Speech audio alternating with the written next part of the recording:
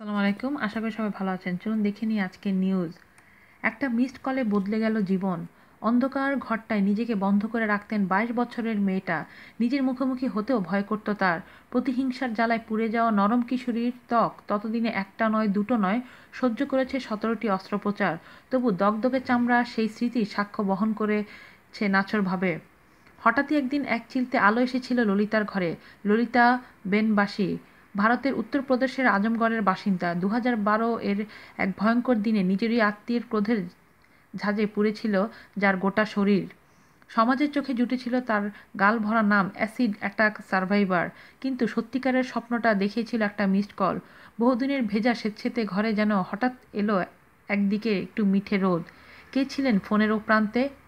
মালাডে CCTV operator কাজ করতেন রাহুল কুমার। একদিন ভুল করে রাহুলের ফোন থেকে মিসড কল চলে এসেছিল ললিতার মোবাইলে। মিসড কলটি কার তা জানতে ঘুরিয়ে ফোন করেছিলেন ললিতা। এখান থেকেই নতুন করে লেখা হলো রাহুল ললিতার গল্প। যেন সিনেমার পর্দা, যেন কোনো রূপকথার কাহিনী। সম্প্রতি রাহুলকে বিয়ে করলেন 26 বছরের ললিতা।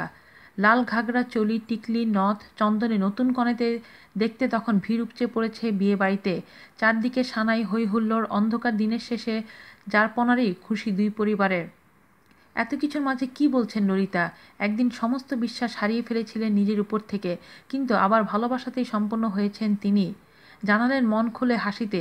অ্যাসিডের দগদগে ক্ষত মুহূর্তে ম্লান ওই উজ্জ্বল হাসির কাছে। ও আমাকে ভালোবাসে, এর থেকে বড় কথা আর কি হতে পারে? জানি না কিভাবে একটা মিসড কল আমাদের জীবন বদলে দিল। রাহুলের মুখেও তৃপ্তির হাসি। সাহস ফাউন্ডেশন ললিতার পুনর্বাসনের দায়িত্ব নিয়েছিল। এই স্বেচ্ছাসেবী সংস্থার সঙ্গে যুক্ত বলিউড অভিনেতা বিবেক ওবরয়। সম্প্রতি এই সংস্থার তরফে রাহুল ললিতার বিষয়ে জানতে পারেন বিবেক। ওদের গল্প শুনে বিস্মিত বিবেক বলেন, রাহুল ললিতার ভালোবাসা খাঁটি, যেন ফিল্মের গল্প। একটা রং নম্বর থেকে ওদের বন্ধুত্ব, প্রেম, বিয়ে। এই বিয়েতে যোগ দিতে এসেছিলেন তিনিও। উপহার হিসেবে নবদম্পতিকে ঠানেতে একটি নতুন ফ্ল্যাট দিয়েছেন বিবেক। আজ এ পর্যন্তই। ভালো থাকবেন সবাই। আল্লাহ হাফেজ।